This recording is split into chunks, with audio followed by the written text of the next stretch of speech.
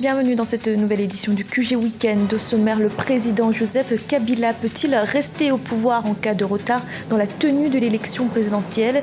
C'est sur cette question que s'affrontent majorité et opposition en République démocratique du Congo.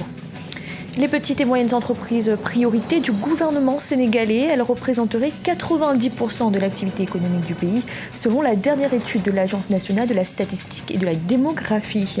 Et le graffeur tunisien El Cid rend un hommage monumental au quartier égyptien surnommé la Cité des Ordures, une œuvre mêlant calligraphie arabe et graffiti et recouvrant une cinquantaine de bâtiments.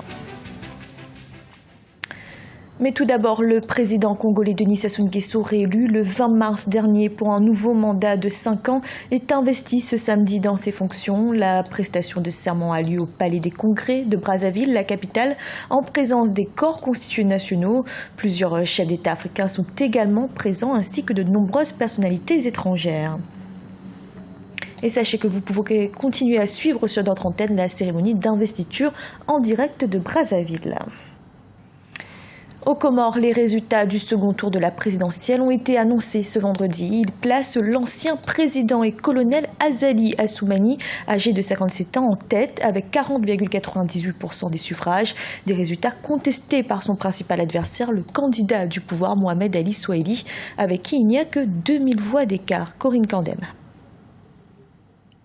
Le colonel Azali Assoumani de retour à la tête de l'archipel des Comores. C'est ce qu'a annoncé ce vendredi 15 avril 2016 la commission électorale qui place l'ancien colonel en tête du second tour avec 40,98% des voix. Il devance ainsi ses adversaires Mohamed Ali Souaili, crédité de 39,87% des voix, et Mouni Baraka, le gouverneur de Grande Comore, largement distancé avec 19,15% des voix.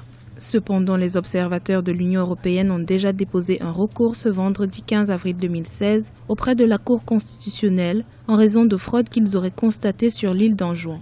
Le colonel Azali Assoumani est provisoirement élu président de l'Union des Comores dans l'attente d'une confirmation de la Cour constitutionnelle dans les jours à venir. Il y a eu déjà un premier tour qui a été entaché de beaucoup d'irrégularités. C'est dommage que la commission ou le comité ou l'Union européenne n'ait pas réagi à ce moment-là, lorsqu'il a été question de 104%. Aucune organisation internationale n'a réagi à cela et pourtant on a bien frôlé le désordre au niveau national. Monsieur Azali Assoumani a été classé en 3e position au premier tour. Les partis politiques et les candidats ont 5 jours pour soumettre n'importe quelle requête concernant ce deuxième tour des élections présidentielles avant que la Cour constitutionnelle ne les valide. Sûrement, il y aura des recours qui vont être déposés à la Cour constitutionnelle pour la simple raison qu'il y a eu beaucoup d'irrégularités, des bureaux cassés, 15 à peu près, entre 15 et bureaux cassés à Anjouan, à l'île autonome d'Anjouan, et qui représente en tout dans les 10 000 voix. C'est pas rien quand on voit la différence entre les deux candidats et que ces bureaux-là étaient favorables au candidat Mohamed Ali Souaili. C'est un coup qui a été monté par les partisans du colonel Azali et de l'ex-président Sambi en juin. Le colonel Azali Assoumani devra donc patienter avant d'être déclaré président élu par la Cour constitutionnelle. En République démocratique du Congo, des députés de la majorité présidentielle vont saisir la Cour constitutionnelle. Ils souhaitent être fixés sur l'interprétation de l'article 70 de la Constitution, à savoir si le président Joseph Kabila peut rester au pouvoir en cas de retard dans la tenue de l'élection présidentielle. Reportage de notre correspondant Deogratias Aspodo. La situation politique demeure tendue en République démocratique du Congo. Jeudi 14 avril, un groupe de députés, membres de la majorité présidentielle, a annoncé vouloir saisir la Cour constitutionnelle pour l'interprétation de l'alinéa 2 de l'article 70 de la Constitution. Les députés à l'origine de cette pétition rejettent toute idée de transition au cas où l'élection présidentielle ne pourrait être organisée dans les meilleurs délais. Il y a deux aspects. Il y a ceux qui sont dans la logique de la conservation du pouvoir au niveau de la majorité et puis ceux qui sont dans la logique de la conquête du pouvoir au niveau de l'opposition. Mais un autre aspect, c'est l'aspect technique, parce que les conditions ne sont pas réunies. La CENI agit sur base des instruments juridiques qui lui sont donnés par le législateur. Il faut que les forces politiques et sociales se réunissent pour lever des options politiques fortes qui vont servir à la commission électorale d'organiser les élections s'ils tiennent justement dans les délais. Et donc tout le monde connaît que la question fondamentale, c'est le processus électoral. L'opposition accuse le pouvoir de retarder le processus électoral afin de maintenir le président Joseph Kabila en violation de la Constitution. Elle estime que si la présidentielle n'est pas organisée dans les délais prévus, le chef de l'État devra quitter le pouvoir. Le président du Sénat sera chargé de mener une transition, le temps d'organiser une nouvelle élection présidentielle. Le sujet divise depuis plusieurs mois les acteurs politiques congolais. La démarche de la majorité est une démarche légalement soutenue par l'article 161 de la Constitution. Mais là où nous posons des questions, c'est que la démarche de la majorité risque de réveiller le chat qui dort parce qu'il y a des craintes sur le probable glissement du mandat présidentiel en cours. Que fera la majorité si la Cour constitutionnelle tranche en faveur justement de sa position selon laquelle le président reste en fonction pendant qu'on organise le dialogue? Le deuxième et dernier mandat du président Joseph Kabila s'achève à la fin de cette année 2016. Ce dernier avait appelé tous les acteurs politiques et autres leaders de la société civile à prendre part à un dialogue national pour permettre l'organisation des élections apaisées. Difficile pour le moment de réunir tous les protagonistes de la crise. Un véritable défi pour Edem Kodjo, l'ancien premier ministre togolais, désigné facilitateur de la crise par l'Union africaine. Les petites et moyennes entreprises représentent 90% de l'activité économique du Sénégal. C'est ce qui ressort de la dernière étude menée par l'Agence nationale de la statistique et de la démographie. Un chiffre qui amène les autorités à accélérer les initiatives visant à mieux encadrer et développer ces PME. Gaëlle Onana. L'activité économique sénégalaise est rythmée à 90% par les PME. C'est ce que nous apprend la dernière étude de l'Agence nationale de la statistique et de la démographie au Sénégal. Un chiffre non négligeable qui permet de mesurer l'importance qu'il est nécessaire d'accorder aux PME et aux PMI. Conscient du rôle majeur que celles-ci ont à jouer dans l'émergence économique sénégalaise, le gouvernement conduit par le président Macky Sall a intégré dans le plan Sénégal émergent PSE des mesures pour l'encadrement des PME. Très souvent dominés par le secteur informel, leur développement devient un enjeu majeur pour le pays.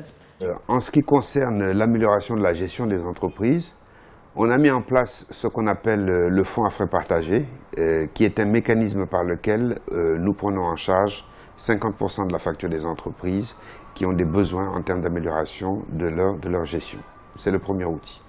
En ce qui concerne la veille technologique, on a un outil qui s'appelle ISO et qui nous permet, à travers notre partenariat avec les Indiens, de pouvoir mettre à la disposition de nos compatriotes les équipements dont ils ont besoin, étant entendu que ces équipements se caractérisent par le fait qu'il s'agit d'équipements extrêmement simples, extrêmement fiables, très solides et qui naturellement peuvent être acquis à des prix qui défient toute concurrence. Même si l'État sénégalais est très présent dans l'accompagnement des PME-PMI, le secteur privé n'est pas en reste. De nombreuses initiatives associatives et syndicales se regroupent aujourd'hui pour accompagner les chefs d'entreprise au quotidien. En effet, au Sénégal, 7 entreprises sur 10 meurent au bout de 3 ans. La principale cause étant le financement, il est donc nécessaire de mettre en place des concepts novateurs pour aider les entreprises à être pérennes. Donc le FOGACIM, c'est le fonds de garantie du cercle des investisseurs du MEDES. Donc ce fonds permet d'accompagner une PME, une PMI ou une TPE à hauteur de 110%. C'est le premier fonds du secteur privé qui a été mis en place. Il y a 2 fonds au Sénégal qui sont étatiques, c'est le fonds GIP et le fonds 6. L'un est le fonds souverain, l'autre est un fonds donc destiné aussi à accompagner les PME. Mais au niveau du secteur privé, le premier fonds qui a été mis en place, c'est le FOGACIM. Au Sénégal, les mesures prises par le gouvernement d'une part et les initiatives portées par le secteur privé d'autre part convergent vers le développement des petites et moyennes entreprises. L'objectif est non seulement d'élaborer la stratégie de promotion et d'encadrement des PME, mais aussi de contribuer à l'amélioration de l'environnement de celles-ci par la mise en place d'un cadre législatif, réglementaire, fiscal et financier de nature à favoriser leur développement. C'est une œuvre d'art insolite qui se dresse en plein milieu de la cité des ordures au Caire, la capitale égyptienne. Une monumentale calligraphie recouvrant une 50aine de bâtiments. Car c'est à ce quartier mal considéré que l'artiste graffeur El Cid a décidé de rendre hommage avec son projet dénommé Perception. Siamlo Victoria Sedji. En Égypte, les murs ont la parole. C'est ce qu'indiquent les fresques colorées sur plusieurs bâtiments de la ville du Caire. Fruit de la révolution du 25 janvier 2011, le graffiti est devenu le symbole vivant de l'expression populaire. Le quartier de Monchet Nasser, installé entre débris et ordures, souffre d'être la décharge de toute la région. Pour lui redonner de la dignité, une belle œuvre de graffiti y a été peinte. Intitulée Perception, elle se présente comme un appel à plus de considération pour ce quartier du Caire. Cette place est le symbole du changement de perception et de sensibilisation. Car quand je suis arrivé là, mon point de vue original a changé et j'ai voulu transmettre ce message au monde entier, non pas seulement avec les personnes d'ici. Lorsque vous avez entendu quelque chose sur un endroit sans l'avoir vu de vous-même, vous en développez une mauvaise perception. Vous devez alors changer cette image en rencontrant une personne ou le groupe de cet endroit afin de connaître la réalité sur ce qui a été dit.